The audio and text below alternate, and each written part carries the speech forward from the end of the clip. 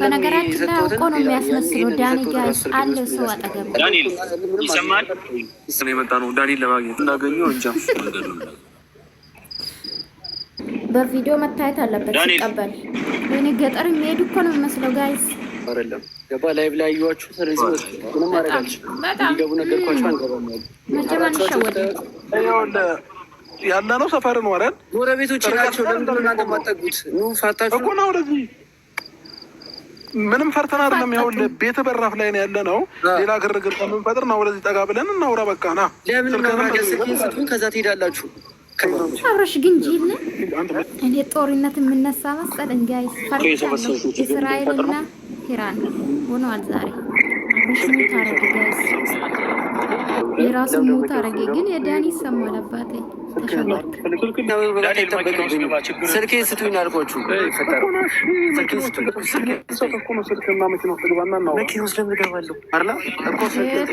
ሌላ ጦር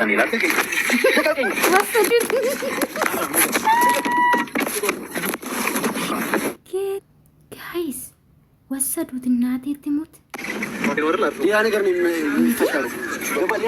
በሚዲያ ያማጃን በስድስት ሺህ አለ። ሌላ ጦርነት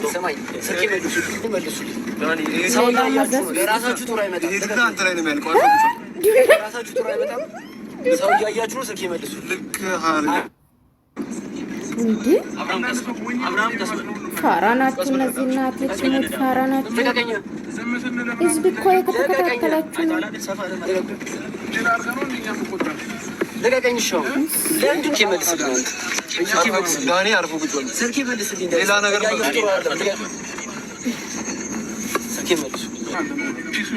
እኮ ሁለታችሁ እዚህ ያዙት። እኔ ፒሲ እናንተ እዚህ ያዙት። እኔ ፒሲውን ይዤ ልምጣ።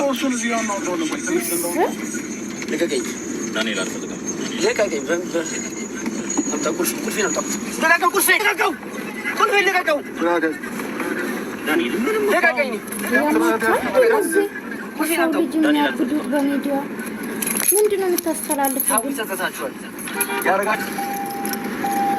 ምንድን ነው የምታስተላልፉ?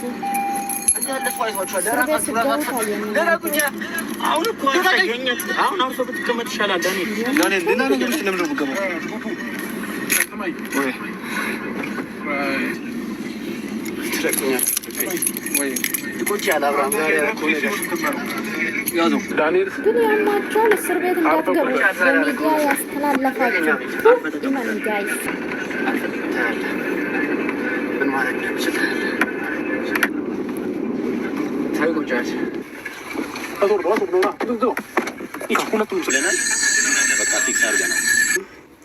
ወስደናል። የወሰንበት ደግሞ ምክንያት ምንድነው? ይህንን ላይቭ የምትከታተሉ ሰዎች እኔ ላይ ማይሆን ድርጊት እያደረገ ስለነበረ ነው። ወንድ ልጅ ላይ ደግሞ እንደዚህ አይነት ነገር አይደረግም በመጀመሪያ ደረጃ ማለት ነው። እና ማይሆን የራቁት ፎቶ ምናምን ነገር እሱ ስልክ ላይ ነበረ የኔ ማለት ነው። እና ለዛ ነው ስልኩን ለማታውቁ ሰዎች ማለት ነው ስልኩን የሚወሰድንበት ለዛ ነው። ከዛ ስልኩን ስንወስደው ፒሲ ላይ ገልብጦት ነበረ። እንደዚህ አይነት ወይ የወረደ ስራ ደግሞ ለሚሰራ ሰው በዚህ መልኩ እንሸኘዋለን ማለት ነው። ጀግና ግን በኋላ ችግር እንዳመጣ ፈርቻለሁ።